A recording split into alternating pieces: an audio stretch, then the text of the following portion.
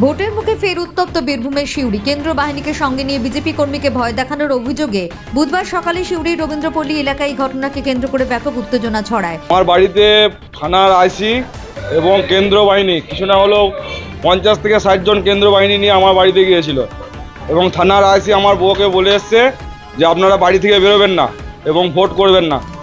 এইভাবে আইসি আমাদের বাড়িতে গিয়ে প্রতিটা বুথ প্রেসিডেন্টের বাড়ি বাড়ি গিয়ে থ্রেট দিয়ে আসছে। কাজে থেকে গেছি তখন আমার বউ আমাকে ফোন করে বলছে যে আমার বাড়িতে পুলিশ এসছে, তুমি তাড়াতাড়ি এসো। আর আমরা দিন আনি দিন খাই।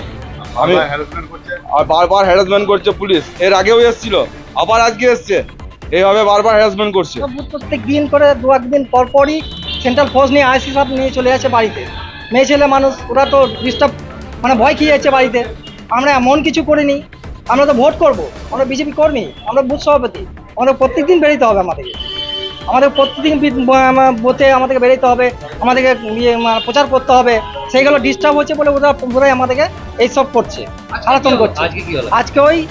আজকে আপনার বাড়িতে যে মেয়ে ওই বাড়িতে ঠেট ওই বলছে যে আপনি বেরোবেন না, ভোট আপনি প্রত্যেকদিন বেরিয়েছেন, এরকমভাবে বেরোনো চলবে না। আইসি সাহেব আমরা জানালাম যে আমাদের যে কর্মী আছে আমাদের বুথ সভাপতি জগন্নাথ স্যারকে বললাম, হ্যাঁ এসেছিলো।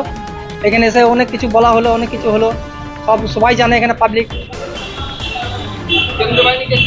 কেন্দ্র বাহিনীকে দিলেও কেন্দ্র বাহিনী তো চুপচাপ হয়ে গেছে ভয়ে। ওরা জগন্নাথ বলে চটি চাটা এই আইসিকে, চটি চাটা আইসি এইখানে আমাদেরকে ডিস্টার্ব করছে। পরিস্থিতি সামাল দিতে মোতায়েন করা হয় অতিরিক্ত পুলিশ বাহিনী। স্থানীয় সূত্রের খবর, বুধবার সকালে সিউড়ি রবীন্দ্রপল্লী এলাকায় বিজেপির বুথ সভাপতি উপেন দাসের বাড়িতে চড়াও হয় পুলিশ। অভিযোগ, পুলিশের সঙ্গে থাকা কেন্দ্রীয় বাহিনীর জওয়ানরা ওই কর্মীকে শাসাতে থাকেন। ঘটনার খবর পেয়ে অনুগামীদের নিয়ে দ্রুত ঘটনাস্থলে পৌঁছন বিজেপির প্রার্থী জগন্নাথ চট্টোপাধ্যায়। সেখানে উপস্থিত পুলিশ কর্মীদের ঘিরে ধরে বিক্ষোভ দেখাতে শুরু করেন তিনি। বিজেপি প্রার্থীর দাবি, পুলিশ প্রশাসনের একাংশ নিরপেক্ষতা বিসর্জন দিয়ে শাসক দলের ক্যাডার হিসেবে কাজ করছে। দেখুন, 16 নম্বর ওয়ার্ডের আমাদের একটি বুথের বুথ প্রেসিডেন্ট, হঠাৎ করে আমরা শুনি সিউড়ি থানার পুলিশ কেন্দ্রীয় বাহিনী নিয়ে সেই বুথ প্রেসিডেন্টকে চমকাতে গেছে। খবর আসার সঙ্গে সঙ্গে আমরা যাই, দেখি সত্যিই তাই। সেখানে কেন্দ্রীয় বাহিনী এসে আমাদের বুথ প্রেসিডেন্টকে চমকাচ্ছে। আমরা বলি যে আপনাদের কাজ কি তৃণমূল পার্টি অফিসে ক্যারাম খেলা আর বিজেপির বুথ সভাপতিদের চমকানো? সিউড়ি পুলিশের যে অফিসার, আমি এটা নিয়ে অবজারভারদের কাছে কমপ্লেন করেছি, পুলিশ অবজারভার কমপ্লেন করেছি, জেনারেল অবজারভারকে কমপ্লেন করেছি, থানায় কমপ্লেন করেছি। প্রতিদিন কি বিজেপির বুথ সভাপতি থেকে চমকানো কাজ কি? এটা তৃণমূল যেটা পাচ্ছে না সেটা কি পুলিশ করছে? ফার্দার যদি এটা হয় তাহলে আমরা এখানে যে পুলিশের যে অফিসাররা আছে এবং যে পুলিশ অফিসার এসব নিয়ে যাচ্ছেন তার বিরুদ্ধে আমরা স্পেসিফিক কমপ্লেন কমিশনের কাছে করছি।